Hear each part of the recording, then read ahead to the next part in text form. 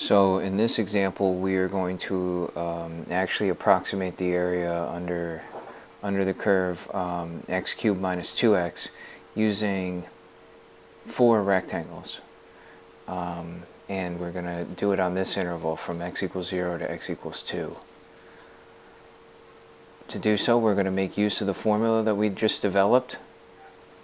And to use this formula, we're going to kind of break it into pieces. First, we're going to find the width, this b minus a over n.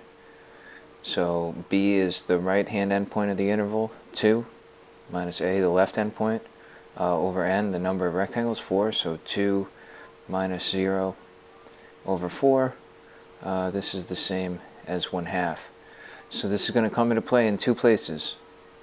The width, and also we're going to multiply by 1/2 every time and add that to the left endpoint. We're going to go 1 1/2, 2 1/2, 3 1/2, and 4 1/2 because we have 4 rectangles.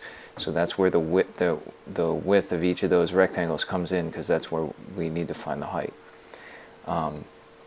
So if we put that all together, we get 1/2 times f of 0 plus 1 1/2. So we're going to evaluate this at f of 1/2. Then this goes to 2. So we have 2 widths. 0 plus 2 1/2 is f of 1. 3 halves and 4 halves, or 2.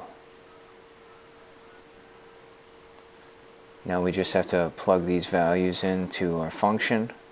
We'll get some numbers.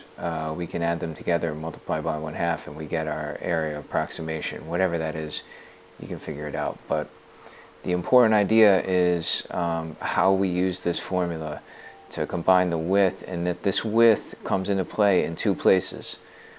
Remember, like, we're finding the height of each of the rectangles. We're jumping a width at each one. So we start on this interval, we start at 0, and we end up at 2.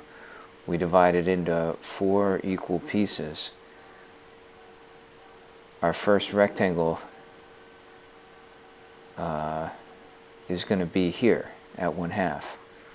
Out wherever that is. The next one is at 1, or 1, 2 1/2. The next one is at 3 halves. The next one would be at 2. I don't know what these heights are. You have to plug that in. I can't. You got to figure that out for me.